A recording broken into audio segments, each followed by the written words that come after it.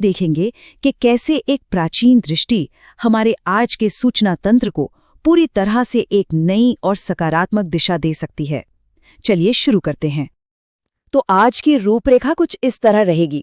हम प्रथम पत्रकार देवर्षि नारद से शुरुआत करेंगे, संचार के शाश्वत सिद्धांतों को समझेंगे, पत्रकारिता के ऐतिहासिक सफर से होते हुए आधुनिक मीडिया के भटकाव पर बात करेंगे और अंत में भविष्य के समाधान उन्मुख पत्रकारिता पर चर्चा करेंगे।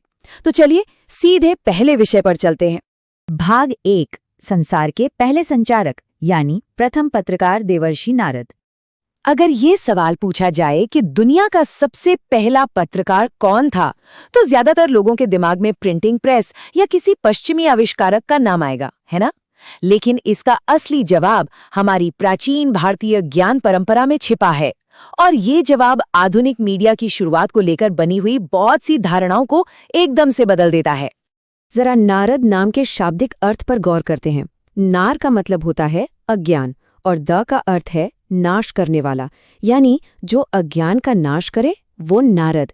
इसका सीधा सा मतलब ये हुआ कि दुनिया के पहले पत्रकार की पूरी पहचान ही समाज से अज्ञानता को मिटाने और ज्ञान का प्रकाश फैलाने के इर्द गिर्द बुनी गई थी। सिर्फ सूचना देना नहीं, बल्कि सही दिशा दिखाना उनका मूल उद्देश्य था। अब आते हैं भाग 2 पर, संचार के प्राचीन और हमेशा प्रासंगिक रहने वाले सिद्धांत। देवर्षि नारद का जो प्राचीन संचार सूत्र है, वो इस बात का एक बेहतरीन उदाहरण है कि कितने भी जटिल विचार हों, उन्हें बिल्कुल सरल बनाया जा सकता है। उन्होंने संचार को सिर्फ 3 मुख्य हिस्सों में बांटा: संदेश, वक्ता और श्रोता। आज तकनीक चाहे जितनी भी आगे पहुंच गई हो, चाहे टीवी हो या सोशल मीडिया, हर संवाद का मूल आज भी यही 3 स्तंभ हैं। इतिहास में इसका एक बड़ा दिलचस्प प्रमाण आचार्य चाणक्य के अर्थशास्त्र में मिलता है। वहां एक शब्द इस्तेमाल हुआ है, आचार्य पिशुनः। संस्कृत में इसका मतलब होता है वो विद्वान व्यक्ति जो सूचना को एक जगह से दूसरी जगह तक पूरी प्रामाणिकता के साथ पहुंचाता है। ये साफ दिखाता है कि देवर्षि नारद को इतिहास में एक मास्टर कम्युनिकेटर के तौर पर कितना सम्मान दिया जाता था। भाग 3, पत्रकारिता की ऐतिहासिक नींव, प्राचीन काल से लेकर आज के आधुनिक युग तक का सफर। चलिए देखते हैं कि ये परंपरा कैसे आगे बढ़ी। पुराणों में जो नींव रखी गई थी, उसी से प्रेरणा लेकर 30 मई 1826 को भारत का पहला हिंदी साप्ताहिक अखबार उदंत मार्तंड शुरू हुआ। और कमाल की बात यह है कि इसका पहला प्रकाशन ठीक नारद जयंती के दिन ही किया गया था। इसके बाद 1866 में पहली संस्कृत पत्रिका काशी विद्या सुधानिधि आई और यही सफर चलते चलते आज के इस आधुनिक डिजिटल युग तक पहुंच गया है।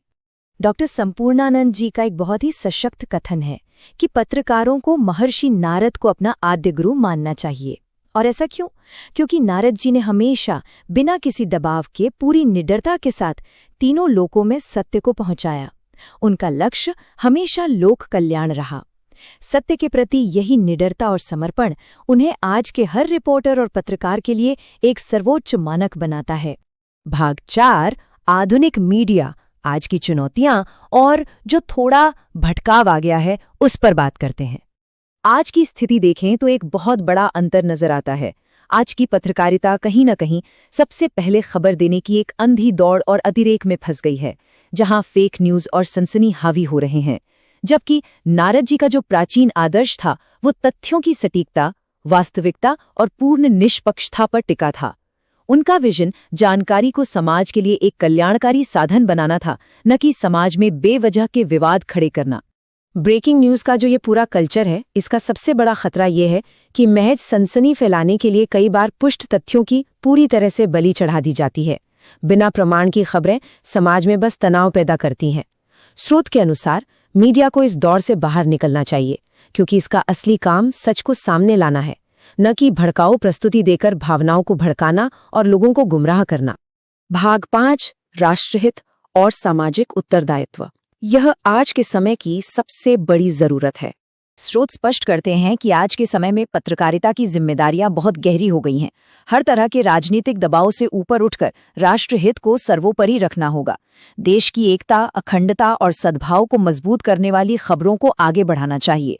राष्ट्रीय सुरक्षा और संवेदनशील मुद्दों पर बहुत ही संयमित भाषा का इस्तेमाल होना चाहिए और समाज को बाहरी और आंतरिक खतरों के प्रति जागरूक करना भी मीडिया का ही काम है। और ये बात हजारों साल पहले रचित नारद भक्ति सूत्र में कितनी खूबसूरती से बताई गई है। इसका 72वां सूत्र कहता है कि जाति, विद्या, रूप, कुल या धन के आधार पर किसी से कोई भेदभाव नहीं होना चाहिए। इसका सीधा सा मतलब है सबको समान रूप से देखना। इसी संदर्भ में श्रोत समाज सुरक्षा और संरक्षण पर जोर देते हुए एक ऐसे समावेशी दृष्टिकोण की बात करते हैं जो सांस्कृतिक जड़ों और हिंदुत्व आधारित समावेश पर टिका हो, जहां बिना किसी भेदभाव के निष्पक्ष रिपोर्टिंग हो।